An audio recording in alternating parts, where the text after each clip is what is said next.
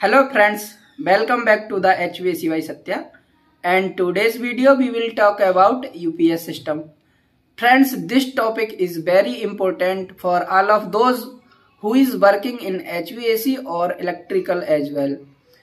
Or friends, if you are going to for MST's interview, you must know about this system, because if you are working in floor maintenance, only two systems are most important, UPS system or PSE system.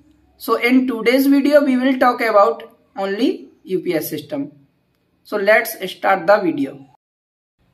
So friends, the full form of UPS is uninterruptible power supply, and this system provides the battery backup in failure of electricity.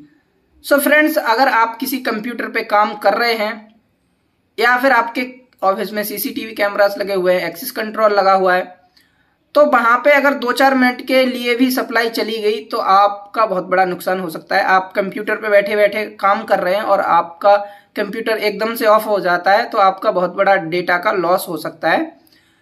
तो आपकी supply fail होने पे आपको backup मिल जाए, electricity का supply मिल जाए आपको, उसके लिए हम यूपीएस का यूज करते हैं। अक्सर इंटरव्यू में ये चीज पूछी जाती है कि यूपीएस क्यों लगाते हैं फ्रेंड्स।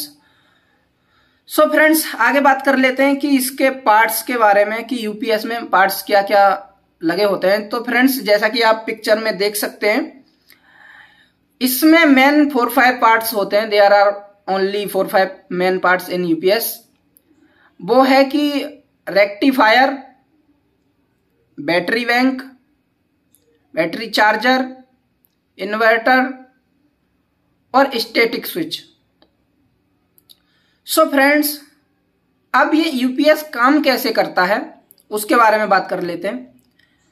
तो यूपीएस में क्या होता है, आपके जो इनपुट सप्लाई जो होती है वो रेक्टिफायर में जब पहुंचती है तो रेक्टिफायर का काम होता है उस एसी सप्लाई को डीसी में कन्वर्ट करना। Because friend, you can store only DC supply, AC को आप स्टोर नहीं कर सकते, इसलिए वो एसी को कन्वर्ट करना पड़ता है डीसी में।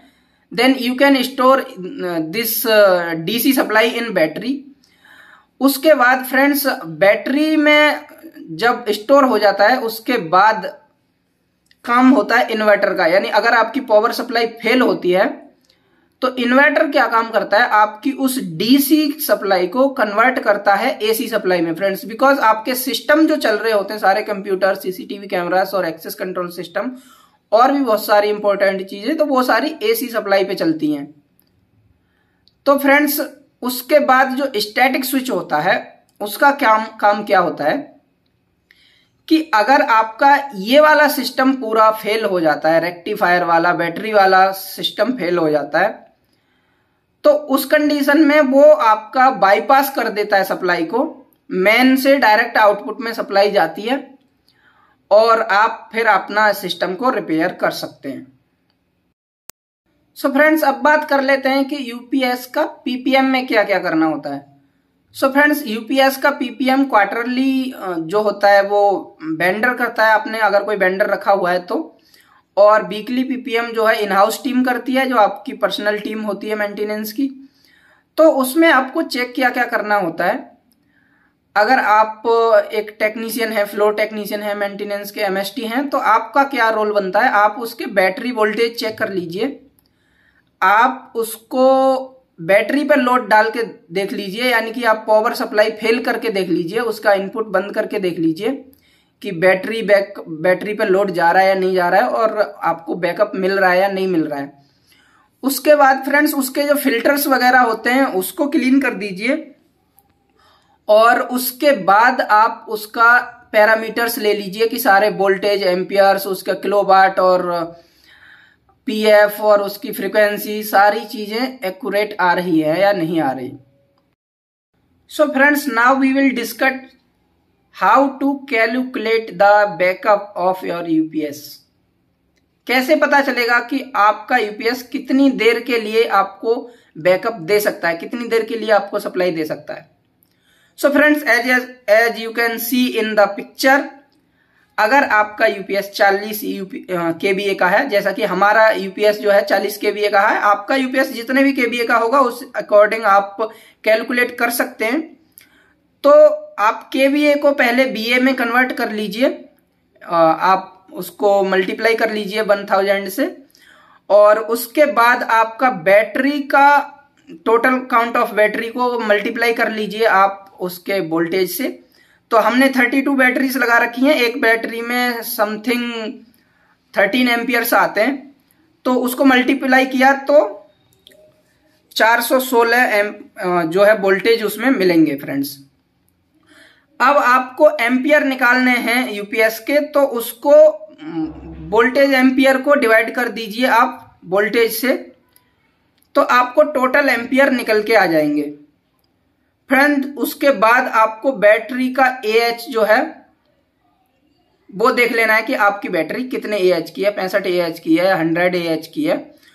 उसके बाद जो आपका एम्पियर निकल के आया था फ्रेंड्स, उसको 65 में डिवाइड कीजिए, 65 डिवाइडेड बाई जो भी आपका एम्पियर आएगा आप अपने हिसाब से कर लीजिए। यहां पे मैंने अपना यूपीएस का निकाल के दिखाया है। तो AH डिवाइडेड बाई एम्पियर को जब आप कैलकुलेट करोगे तो जो भी निकल के आएगा वो एम्पियर पर आवर निकल के आएगा। उसके बाद अगर उसको मिनट्स में आपको देखना है तो आप उसका मल्टीप्लाई कर दीजिए मिनट्स में, 60 मिनट होती है 1 आवर में, तो आपको टोटल मिनट का निकल के आ जाएगा। जैसे कि मेरा निकल के आया 40 मिनट्स का, यानी हमारा जो एक यूपीएस है हमने 32 बैटरीज लगा रखी हैं, तो वो हमें 40 मिनट तक बैकअप दे सकता है। उतनी देर में हम हमारा यूपीएस में जो भी प्रॉब्लम होगा उसको रिजॉल्व, जो हमारी मेन सप्लाई जो कट हुई होगी जिस भी रीजन से, उसको हम सॉल्व कर लेंगे। तो फ्रेंड्स अब मैं आपको बता देता हूं कि यूपीएस की रीडिंग कैसे लेते हैं। तो चलिए मैं आपको यूपीएस पर ही लेकर चलता हूं।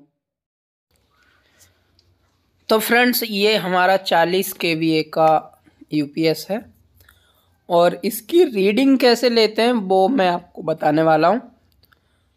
तो चलिए चलते हैं इसकी डिस्प्ले पर। फ्रेंड्स जो ESC जो लिखा होता है, ये बटन जो है बैक का बटन होता है और इसके बगल वाला एरो वाला बटन एंटर का होता है।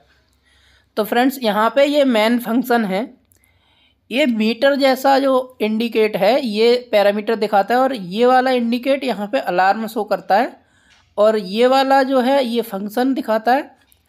साइड वाले एरो से हम साइड में जा सकते हैं, अप डाउन वाले एरो से हम अप डाउन में ऊपर नीचे जा सकते हैं, और जो साइड वाले दोनों एरो हैं उससे हम साइड में जाते हैं। तो मेंटेनेंस टीम जो होती है इन हाउस, उसको सिर्फ रीडिंग लेनी होती है, तो हमें यहाँ पे रीडिंग पे सेलेक्ट करके एंटर वाला बटन प्रेस करना है, और एंटर करते ही आपको यहाँ पे रीडिंग दिखने लगेगी।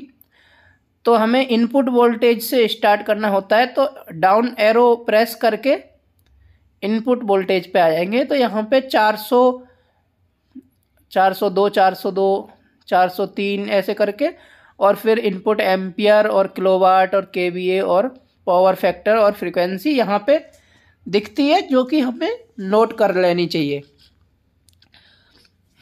उसके बाद हम इसका साइड एरो प्रेस करेंगे और उसके बाद आउटपुट वोल्टेज जो कि 230 ही होता है हमेशा, तो वो नोट कर लेंगे, और आउटपुट करंट भी नोट कर लेंगे, और किलोवाट और केवीए, पावर फैक्टर और फ्रीक्वेंसी इसमें हम नोट कर लेंगे फ्रेंड्स। उसके बाद फिर साइड एरो प्रेस करेंगे, वो अप एरो प्रेस करके बैटरी वोल्टेज और बैटरी करंट जो है हम यहाँ पे नोट कर लेंगे। ऊपर फ्रेंड्स इसमें जो का लोड परसेंट चल रहा होता है कि यूपीएस पे 12% या 11% लोड है, जो कि ऊपर दिख रहा है। और उसके बाद हम ESC वाला बटन दबा के हम बैक आ सकते हैं। फ्रेंड्स साइड एरो प्रेस करके अलार्म वाले ऑप्शन पे जाके एंटर करेंगे तो यहाँ पे अलार्म शो करता है। अभी इसमें कोई अलार्म नहीं है, तो नो अलार्म्स दिखा रहा है। जब अलार्म होता है तो अलार्म दिख रहा होता है कि क्या है। एंटर वाले बटन से जैसा कि आप देख सकते हैं रीसेट किया जाता है।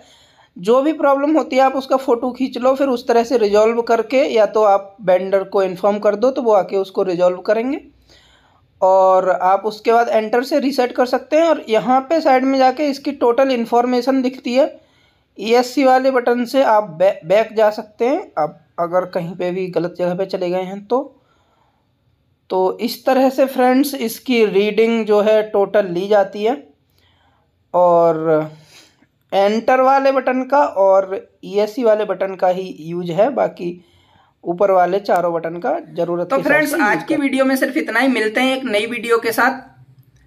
अगर आपका कोई क्वेश्चन रह गया है, आपको लगता है कोई भी टॉपिक छूट गया है, तो आप कमेंट में अपना क्वेश्चन पूछ सकते हैं, और आप किस टॉपिक पे वीडियो चाहते हैं वो आप कमेंट में पूछ सकते हैं। Thank you so much for watching the video. हंसते गाते जहां से गुजर